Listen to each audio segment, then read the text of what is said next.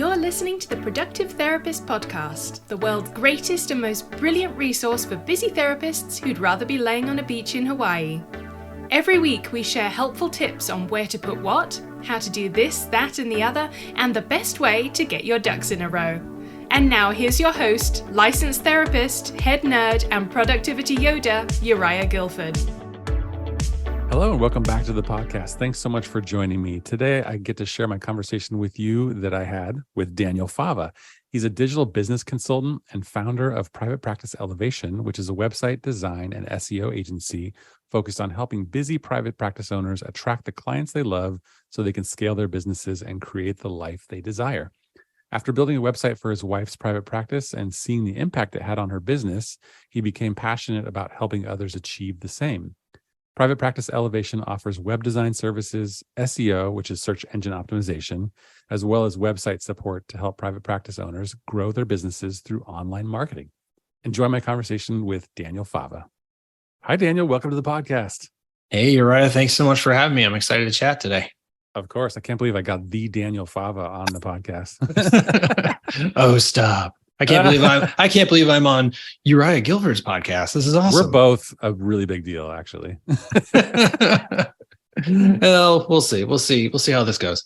Yeah, hopefully. Well, fingers crossed. Yeah. Well, I love the topic that we're covering today. And I know that when you and I chat, whether it's, we met once in person or online, we always go in all kinds of fun, different directions because we have some mutual similar interests, right? Yeah. Yes, yeah. We can geek out easily on a lot of similar things, which is fun. It makes this just a lot of fun to chat with you. So always a pleasure. Definitely. So today we are talking about the 5 benefits of outsourcing your website and just generally around the idea of outsourcing your website. Yeah. And I know you've got some tips on that, but I thought maybe it might be helpful, or at least I would like to hear what you have to say about like the downsides to not outsourcing your website, i.e. therapist in a private practice or starting a private practice and kind of bootstrapping and wanting to like just save some money and save some, they're not going to save time, and kind of do it themselves. Right. It's easier than ever to build a website, but what are the potential downsides to doing that? So actually I've got like 5 benefits. I was kind of throwing this around in my mind this week. So the benefits of outsourcing, you can kind of just flip those and it could be the 5 downsides of not outsourcing, so I think it probably makes sense that we just kind of start going through these tips if that works, because we can kind of on each one, right. Even how I explain how I'm kind of thinking about this, you will hear, the downsides. So should we just launch right into it? Absolutely. Okay, cool. Well, the first benefit, and you even just mentioned it already, the first benefit of outsourcing website design and development is going to be time saving. And I want to kind of preface this with, I understand everyone is at a different place in their practice building journey. So you might find yourself where time is all you have. And that's okay. You might be just starting out, you need a website, you have to get something up and running. So you have a place that you could send potential clients, that you could start sending referral sources, that sort of thing. So I totally get that. That was kind of where my wife found herself when she first started in private practice. She because she had me, I built her website, but she also did a lot of blog writing and content writing because she didn't have those clients yet. So I just want to preface it with that, where, if you do have a ton of time on your hands because of where you're at in your journey, it might make sense to dive in and get something, at least to have a representation of your business online. So with that being said, and out of the way, really probably one of the biggest benefits of outsourcing your website is going to be the time saving. It's really like a personal time saving, because if you don't enjoy building a website, if you don't enjoy the technical pieces, the design pieces, all of the stuff that goes into it, you're going to find yourself in a lot of rabbit holes, because if you're not familiar with those things, you're going to, as you get into the process, you're going to start uncovering things. And if if you're working with somebody who does have a process, they've done this before, they've got a step by step. And that's what we have, at Private Practice Elevation, we've got a whole step, formula that we go through to make sure we hit all the points. But if you don't have that, you're going to find yourself going, oh, I need to write copy. Well, how do I write copy for an about page? How do I write copy for a home page? What should go on my service page? It's and there's a rabbit hole. You're like, okay, I've got my content written. Okay, what platform should I build this thing on? Oh, what's the benefits of using Squarespace? What's the benefit of using WordPress? So there's another rabbit hole where you're just kind of spending a ton of time on Google or YouTube trying to figure that out. And so I want to just remind people to just like think in terms of, your hourly rate and kind of what you are worth. Because likely everyone has that kind of already established. You have your hourly rate. And so one thing I did in preparation for this chat is I took a look at 4 of our most recent projects and how much time my developers spent on just like a typical private practice website. So that's like 10 to 15 pages, not like a huge group practice, just kind of like an average website. And so the average of those 4 projects, my developers spent about 69 hours.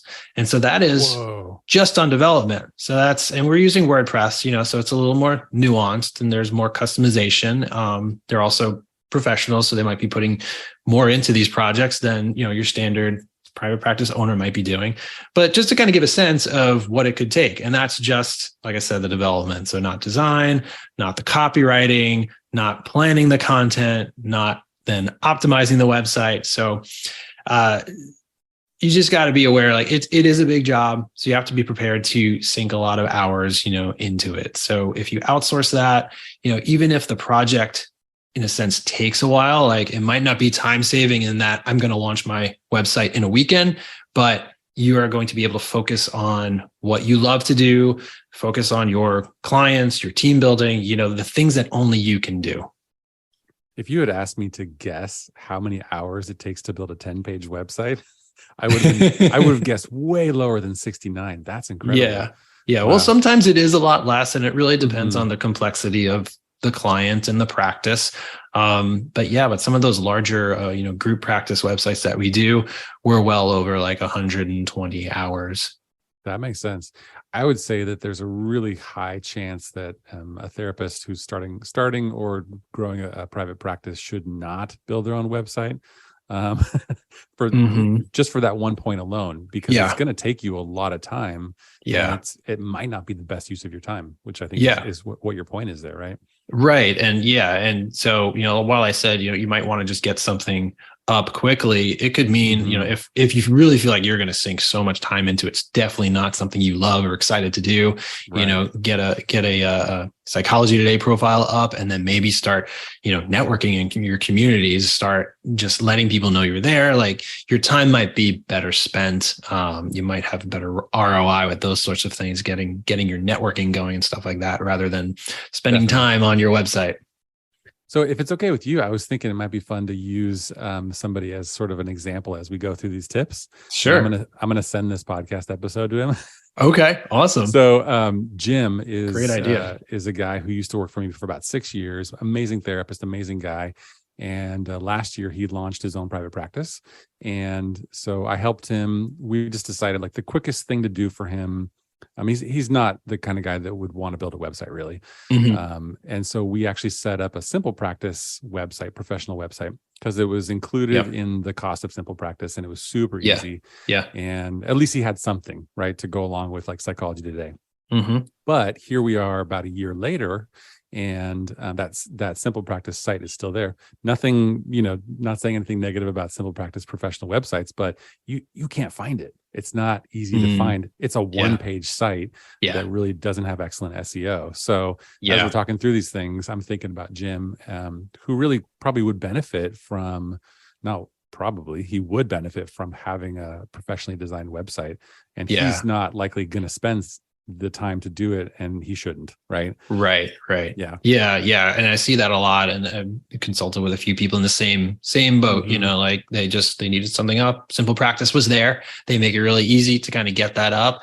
And that's great when you're just starting out. And again, like you need a place to send people, but long term, like you're going to hit that point where, okay, my business I've got some clients coming in and it's growing. So it's time to invest and get to the next level of being found, of reaching more of your ideal client. And, by that time, you hopefully know a little bit more about those ideal clients. So when you go to create that website, you'll have content ideas, you'll have services because you've nailed those down. So, all that kind of works for the next iteration of your website and marketing.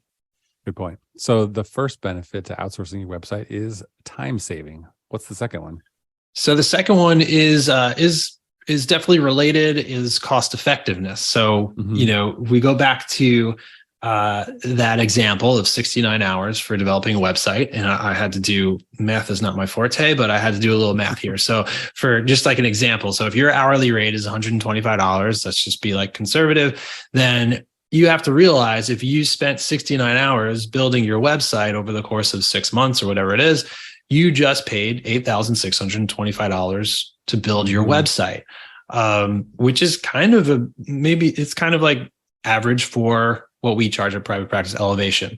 But that includes design, that includes copy. And so my 69 hours was really just for the developing of the website. So, you are potentially going to be paying yourself, if you kind of think in that sort of term, much more than $8,000. So, with that, you could have hired a freelancer who maybe has a much lower rate than $125 an hour.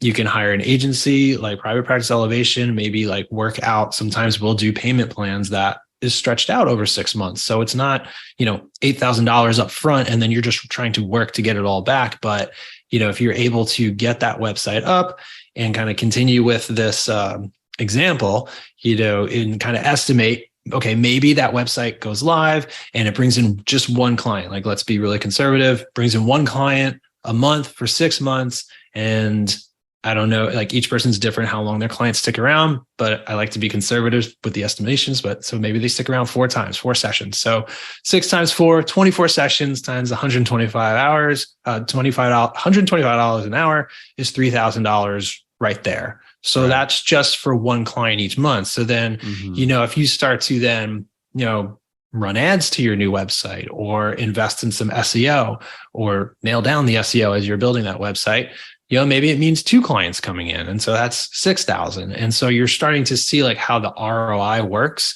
It's definitely going to be an investment, but it is going to, pay back. If done right, it should pay back and get those clients, get that revenue coming back in. And then you also have to think about too, like what happens if you don't do it right. And when we're thinking about cost effectiveness, if your website isn't done right and it's not found, or the messaging is off, it's not reaching people, then you might be losing clients. And so that's sort of the downside of when you do it yourself. If it's not done right and then no one can find it in Google, it's not working, it doesn't convert, there's technical issues, stuff like that, then sort of the opposite happens. You'd be losing clients and you'll be losing money. So that's kind of the cost effectiveness piece of the equation here. That makes a lot of sense. And a website, a professional website that is built and optimized well is a huge referral and revenue generator, right? I remember back in the day, and it's still the case, when I would review our referrals and I would say, okay, well, who are our top referral sources from local professionals to other, maybe other websites? The top referrer was always our website, right? Yeah, exactly. and so then that always motivated me to go back and just keep on making the website better, because it has always performed very, very well for us. Right. So you're going to save time and save money if you have somebody else do it. That makes sense. Yeah, absolutely. And I love that term. And I've been kind of using that with our clients lately. Like it's another referral source, And so I was just talking with a new client this week who they're like, our team they're not totally full time. So like everyone's pretty full, and, schools are referring to us. They do child therapy. So pediatricians are referring to us. And then we get to sort of the website. Well, how's the website doing? Oh, no one can find it. Like we get no clients from the website. The only people coming to the website are people who are referred, And so if you get the website right, and these are the types of projects I love, because I know people are already showing up to the website. So then if we level up that website, make it so it's really clear so people connect with the services and they know exactly what to do, we can increase conversions of those referral people. But then we could also turn on that new source of referral, and that's the SEO, the organic, people coming from search engines. Huge opportunity. Yeah. Yeah. Love that. Yeah. Are you starting or growing a group practice? If so, you should definitely check out my book, The Productive Practice. In the book, I share a simple framework for growing your group practice while working 10 hours less every week. Building a group practice is super hard work. It's easy to burn out in the process, but you shouldn't have to sacrifice your own mental health to make a bigger impact. The book is full of practical ideas on how to improve your productivity, organize your business, and delegate more effectively to your team. Also, there are some excellent bonuses I've added with the purchase.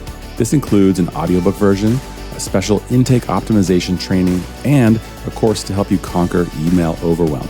Go ahead and visit productivepractice.com to grab your copy today.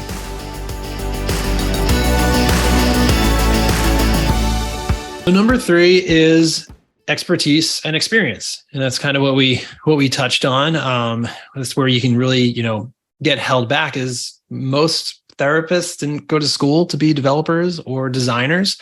Like I said, most don't enjoy it. Some people do, and that's totally fine. But most of the people that I consult with are just like, I put this thing together and it doesn't look like how I want it to look. It's not doing what I want it to do.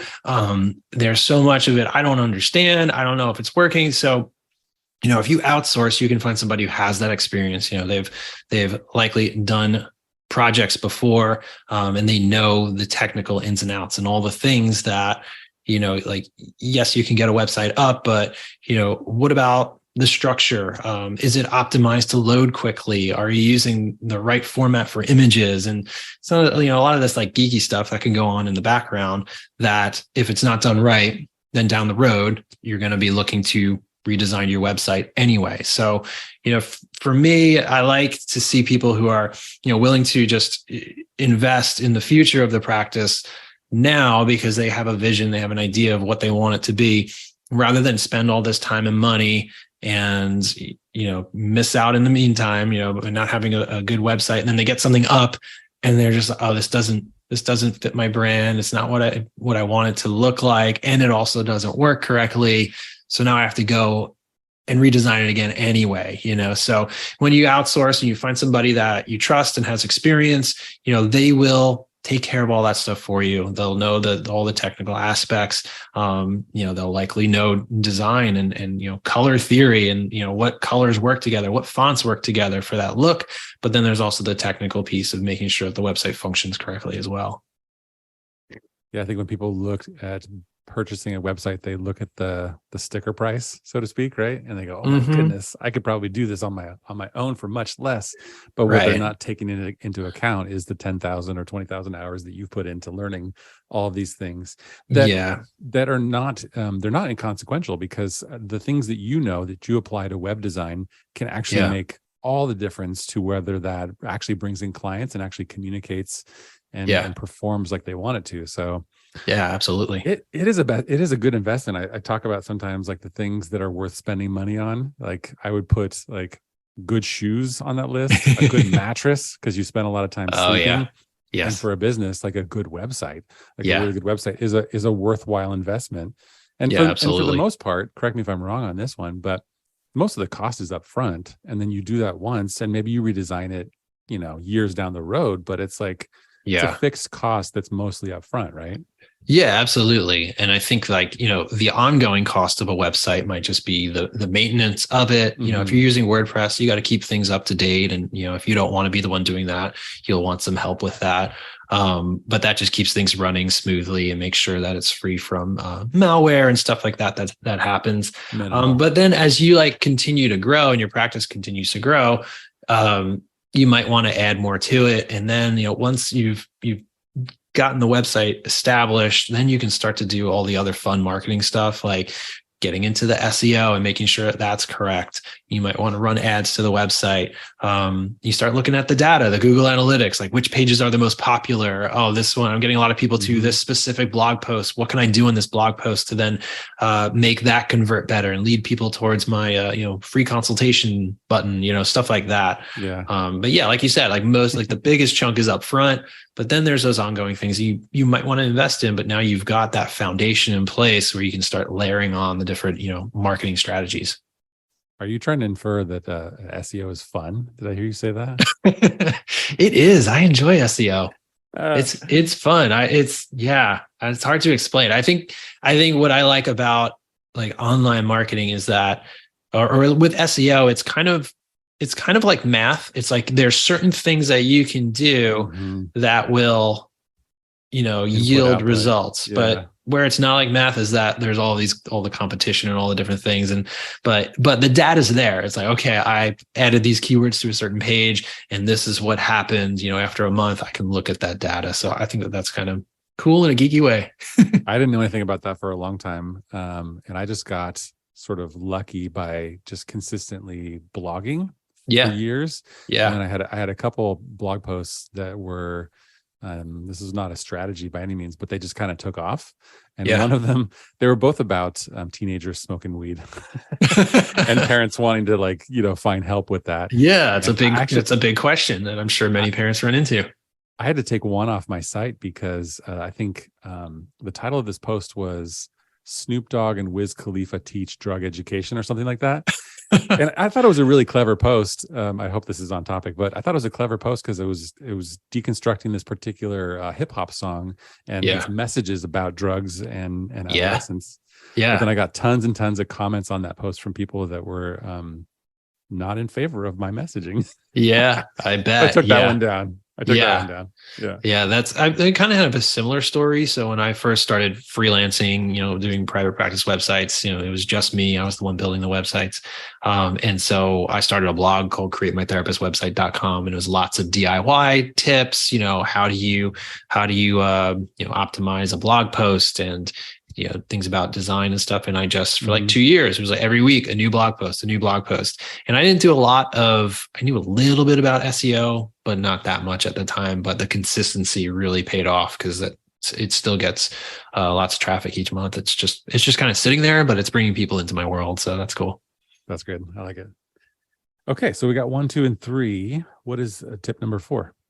So the fourth one it has to do a lot with something that, I see a lot when I talk to and consult with people, and it is related to the expertise and experience, but it's more on the personal side is the peace of mind. So, when you DIY your website without a lot of knowledge about content marketing, SEO, design, all those best practices and stuff, you're probably left with that feeling of, did I do this right? And so, I speak with a lot of folks, each week consulting with new clients, old clients, and I hear it so many times that, I just put this website together.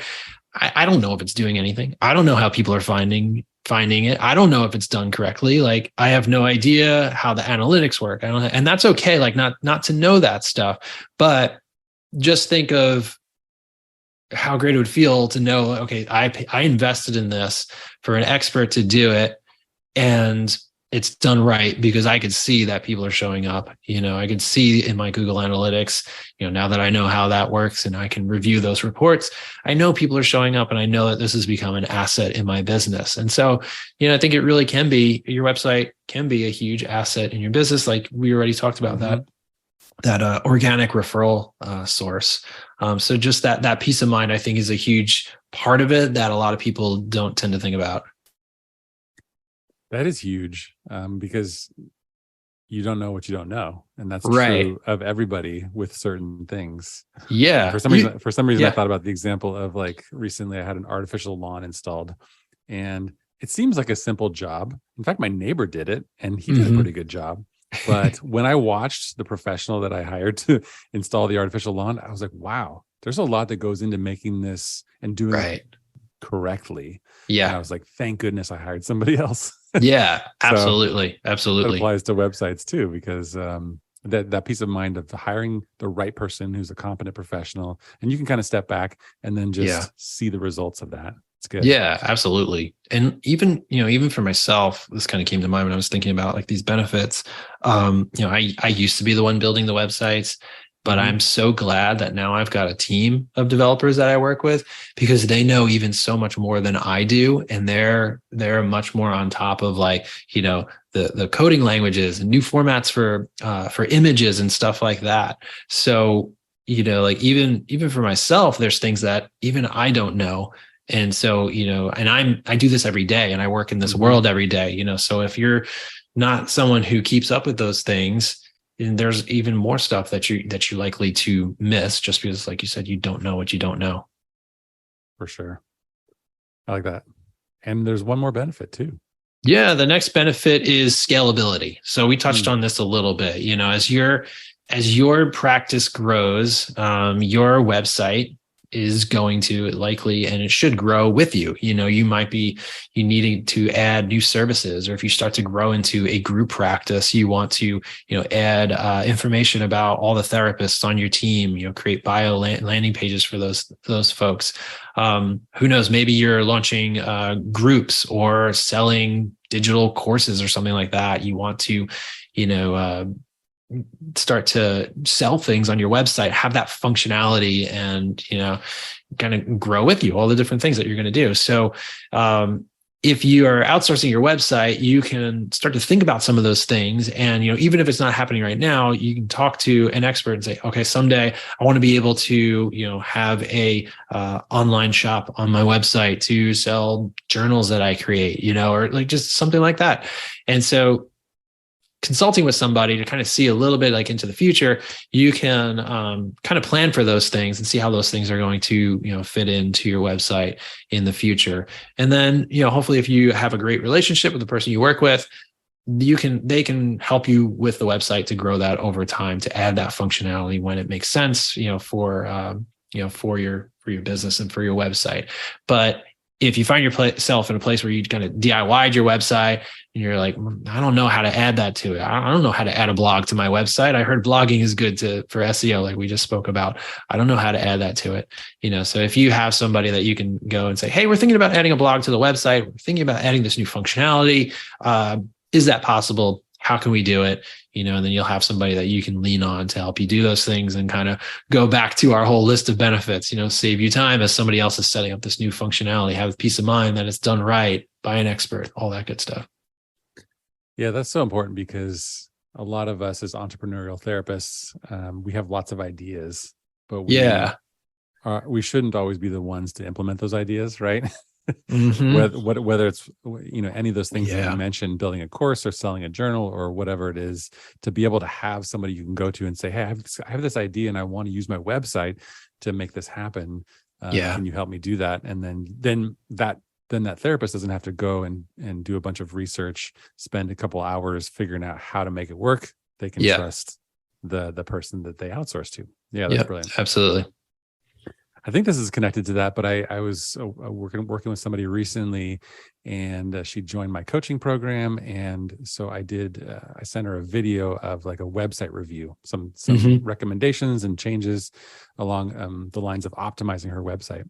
And then I sent that to her, and literally the next day, she emailed me back and said that she already had her web developer make a bunch of the changes that I suggested. Great. And then I got a message from the web developer with like this long message about like, thanks for the suggestions, and here's the data why we didn't do this. And it was really cool. That's the great. The thing that I reflected on was, and I've sent these kind of website reviews to many therapists, and usually what happens is nothing, because they don't know how to do it, or they don't have the time. Right. But this person had somebody already sort of quote unquote on her team. Yeah. And then it got done really, really quickly. So I thought that was Yeah. It's always so wonderful, even in my own business, when I can send off an email and somebody, who is going to do it much quicker than me just kind of hops right on it and it gets done. Yeah. It's kind of addicting. Outsourcing is addicting, so, really is. even if it's just a project like this, just kind of encourage people, like, dip your toe in the water. If there are even other things outside of like the website stuff, if you could outsource some stuff, get some stuff off your plate. It's great. It opens you up to just focus on the things that only you can do. So true.